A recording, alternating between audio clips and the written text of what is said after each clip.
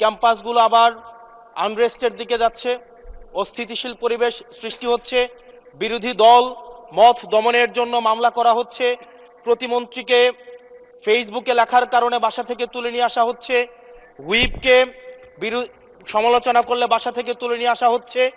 আবার আমরা আগের সংস্কৃতিতে আমরা চলে যাচ্ছি, যেখানে মাননীয় প্রধানমন্ত্রী নিজে কার্টুন শেয়ার করে বিভিন্ন স্যাটায়ার, বিভিন্ন মকারিকে প্রমোট করছে, বিরোধী মতকে প্রমোট করছে। সেইখানে এই সংসদ গঠিত হওয়ার পর থেকে আজকে পর্যন্ত 9টা ঘটনা ঘটেছে, যেখানে মত প্রকাশের জন্য আজকে বাসা থেকে তুলে নিয়ে আসা হয়েছে। মাননীয় স্পিকার, মাননীয় স্পিকার, আমরা মত প্রকাশের স্বাধীনতা চাই। মত প্রকাশের স্বাধীনতা আগেও ছিল, মত প্রকাশের স্বাধীনতা আওয়ামী লীগের সময় ছিল, তবে সেটা সহমত প্রকাশের স্বাধীনতা। আমরা এই পার্লামেন্টের পরে আমরা শুধুমাত্র মত প্রকাশের স্বাধীনতা নয়, আমরা দ্বিমত প্রকাশের স্বাধীনতা চাই। আমরা এখানে দাঁড়িয়ে মাননীয় প্রধানমন্ত্রীর সমালোচনা করতে চাই। আমরা নির্ভয়ে ফেসবুকে আমরা ব্যাকস্পেস ব্যবহার করতে চাই না। কিন্তু আবার একটা ভয়ের পরিবেশ সৃষ্টি করা হচ্ছে, আবার একটা আতঙ্কের পরিবেশ সৃষ্টি করা হচ্ছে। আমরা দেখলাম সিলেক্টিভ এক ধরনের বিরোধিতার পরিবেশ তৈরি করা হচ্ছে। আমাদের সমাজের যারা গ্রহণযোগ্য এক ধরনের পলিটিক্যালি এলিট শ্রেণীর নারীদেরকে নিয়ে যখন সমালোচনা করা হয়, তখন সেটাকে নারীদের বিরুদ্ধে এটাকে বিবেচনা করা হয়। কিন্তু যারা পলিটিক্যালি পিছিয়ে পড়া জনগোষ্ঠী রয়েছে, গার্মেন্টস কর্মী রয়েছে, যারা হচ্ছে এই দেশের অর্থনীতির চাকাকে সচল করার জন্য রাত দিন পরিশ্রম করে যাচ্ছে, গ্রামগঞ্জের নারীরা মায়েরা যারা রাত দিন পরিশ্রম করে যাচ্ছে, তাদেরকে যখন স্লাট শেম করা হয়, গালি দেওয়া হয়, সেটাকে আমরা নারী বিরোধিতা হিসাবে আমরা সেটাকে আমলে নেই না। এই ধরনের সিলেক্টিভ নারী বিরোধিতা করা, এই ধরনের সিলেক্টিভ নারী সমালোচনা করার যেই ধরনের প্রবণতা রয়েছে, সেই জায়গাগুলো থেকে মাননীয় স্পিকার আমাদেরকে বেরিয়ে আসতে হবে। মাননীয় স্পিকার, আজকে ক্যাম্পাসগুলোতে আবার এক ধরনের অস্থিতিশীলতা তৈরি করা হচ্ছে। আমরা যখন আমি ইউনিভার্সিটি থেকে 2022 সালের অক্টোবরে ইউনিভার্সিটি থেকে এসেছি, আমাদের সময় গ্যাস্ট্রোম গণরুমের কালচার ছিল। আমাদের সময় একটা শিক্ষার্থী অনেক স্বপ্ন নিয়ে বিশ্ববিদ্যালয়গুলোতে যেত।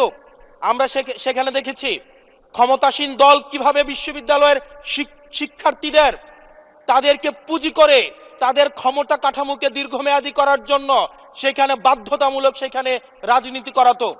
আজকে সেখানে বিশ্ববিদ্যালয়গুলোতে আবার গ্যাস্ট্রোম গণরুম কালচার চালু করার প্রয়াস শুরু হয়েছে, আবার সেইখানে বাধ্যতামূলক রাজনীতির কালচার শুরু করা হচ্ছে। আমরা দেখেছি ক্ষমতাসীন যারা রয়েছে তারা তাদের সন্তানদেরকে বিদেশে রেখে নিরাপদ ভবিষ্যৎ নিশ্চিত করে, আর মধ্যবিত্ত সন্তানরা যাদের বাবা মায়েরা কলকারখানায় কাজ করে, যাদের বাবারা রেমিটেন্স যোদ্ধা, যাদের বাবারা কষ্ট করে তাদের সন্তানদেরকে বিশ্ববিদ্যালয়ে পাঠায়, তাদের সন্তানদেরকে ক্ষমতালোভী রাজনীতিবিদরা তাদের সন্তানদেরকে ব্যবহার করে তাদের ক্যারিয়ারে ঝুঁকিতে ফেলে তাদের গদি বা পাটাতন শক্ত করার জন্য নিজের সন্তানের ভবিষ্যৎকে বিদেশে রেখে নিরাপদে রাখে, আর পরের সন্তানের ভবিষ্যৎকে নিয়ে ছিনিমিনি খেলে। মাননীয় স্পিকার, আমরা এই সংস্কৃতির পরিবর্তন চাই। আমরা চাই বিশ্ববিদ্যালয়গুলো শুধুমাত্র নেতা তৈরির হাতিয়ার হবে না। এই বিশ্ববিদ্যালয়গুলো গবেষণা, বিশ্ববিদ্যালয়গুলো পাঠচর্চা, বিশ্ববিদ্যালয়গুলো সেখানে এক ধরনের মনস্তাত্ত্বিক সমৃদ্ধি, এবং সেখানে হচ্ছে আমরা যেখানে গবেষণা হবে সেখানে আমরা বিশ্ববিদ্যালয়গুলো থেকে বুদ্ধিজীবী গবেষক আমরা হচ্ছে বাংলাদেশকে এবং জাতিকে উপহার দিতে পারবো। কিন্তু অত্যন্ত দুঃখজনক বিষয়, আজকে বিশ্ববিদ্যালয়গুলো শুধুমাত্র নেতা উৎপাদন করার এক ধরনের বিশেষ সার্কেলে পরিণত হয়েছে। মাননীয় স্পিকার, মাননীয় স্পিকার, এই 36 জুলাই এই তরুণ প্রজন্মকে কি দিয়েছে? বক্তব্যের শুরুতে অনেককে স্মরণ করে আমরা 36 জুলাইয়ে, এই জুলাইতে যারা আহত হয়েছে, 17 বছর ধরে যারা নির্যাতিত নিপীড়িত হয়েছে, তাদেরকে স্মরণ করতে আমরা লজ্জা পাই। মাননীয় স্পিকার, তাদেরকে মুখ দেখানোর আমাদের জায়গা নাই, আমরা তাদেরকে কিছুই দিতে পারি নাই। আমরা একটা কাঠামোগত পরিবর্তনের জন্য আমরা আজকে এই সংস্কার, আমাদের কাঠামোগত পরিবর্তনের জন্য আজকে আপনাদের এই লড়াইটা ছিল, এই সামগ্রিক হাউজের লড়াই ছিল। আমি চ্যালেঞ্জ করে বলতে পারি, যদি 2009, 10, 11, 12, 13, 14 সালে আমি সংসদে বসে কিছুক্ষণ আগে আমি 2009 সাল পরবর্তী থেকে 12 সাল পর্যন্ত যেই সংসদের যে বিতর্কগুলো ছিল, আমি বিতর্কগুলো পড়ার চেষ্টা করছিলাম। মাননীয় স্পিকার, যদি আজকে এটা 2014 সালের সংসদ হতো, আর যে সংস্কার প্রস্তাবগুলো এই পাশ থেকে দেওয়া হয়েছে, ঐকমত্য কমিশন থেকে দেওয়া হয়েছে, এই সংসদের একজনকেও খুঁজে পাওয়া যেত না যে এই সংস্কারের বিরুদ্ধে অবস্থান নিত। আজকে মানবাধিকার কমিশনকে ল্যাপস করে দেওয়া হয়েছে। মানবাধিকার কমিশনকে ল্যাপস করা হয়েছে, বারবার করে বলা হচ্ছে আরো শক্তিশালীভাবে হচ্ছে মানবাধিকার কমিশন নাকি উত্থাপন করা হবে। আজকে পুলিশ সংস্কার কমিশন, আজকে অর্ডিন্যান্স সেখানে বাতিল করে দেওয়া হয়েছে, বলা হচ্ছে আরো পুনর্বিবেচনা সাপেক্ষে সেখানে হচ্ছে এই সংসদ উত্থাপন করা হবে। মাননীয় স্পিকার, যদি সেটাকে সংসদ, সবকিছুই তো সংশোধনের মধ্য দিয়ে যাচ্ছে, যদি এটা নিয়তটা যদি সহি থাকতো, ওয়েল ইন্টেনশন যদি থাকতো, এই অর্ডিন্যান্সটাকে এখানে গ্রহণ করে পরবর্তীতে কিন্তু সংশোধন করা যেত। মাননীয় স্পিকার, মাননীয় সদস্য, আপনার সময় 2 মিনিট বাড়িয়ে দেওয়া হলো, 2 মিনিটে শেষ করুন। থ্যাংক ইউ মাননীয় স্পিকার। মাননীয় স্পিকার, আজকে সরকারি দল বিরোধী দল, এই সরকারি দল এবং বিরোধী দল একটা আপেক্ষিক বিষয়। আপনারা এই পাশে ছিলেন, এখন সময়ের পরিক্রমায় এই পাশে গিয়েছেন, আমরা এই পাশে আছি। যদি জনগণ চায়, আমরা যদি মানুষের ম্যান্ডেট নিয়ে এগিয়ে যেতে পারি, তাহলে সময়ের পরিবর্তনে এই সিট পরিবর্তন হবে। আমি আপনাদের সবাইকে আহ্বান জানাবো, প্রজন্মের ভাষাকে অনুধাবন করার চেষ্টা করুন। এটা আমি আমার নিজেকেও বলবো, প্রজন্মের ভাষাকে পড়ার চেষ্টা করুন। আমাদের প্রধানমন্ত্রী যিনি আছেন, মাননীয় প্রধানমন্ত্রী, ওনার সন্তান যেই প্রজন্মের, আমরা একই প্রজন্মের। আমাদেরকে ধারণ করার চেষ্টা, আমি চাইবো আপনারা সবাই আমাদেরকে ধারণ করার চেষ্টা করবেন। বিএনপির নয়, কেবল জামাতের নয়, কেবল এনসিপির নয়, বাংলাদেশের মানুষের স্বার্থ, বাংলাদেশের মানুষের আকাঙ্ক্ষা, বাংলাদেশের মানুষের স্বপ্ন বাস্তবায়ন যেন আমরা করতে পারি। মাননীয় স্পিকার, এই চেয়ার আমি অনুধাবন করতে পারছি জনগণ বিচ্ছিন্নতা তৈরি করে। এই সংসদে বসে, এসি রুমে বসে, এসি গাড়িতে চলে, মিনিস্ট্রির এসিতে বসে, বাসার মধ্যে 24/7 আনইন্টারাপ্টেড ইলেকট্রিসিটির মধ্যে থেকে জনগণের সমস্যা বোঝা যায় না। এই জন্য এই সংসদে যখন আমরা দাঁড়াই, আমরা জনগণের সমস্যা অনুধাবন করতে পারি না।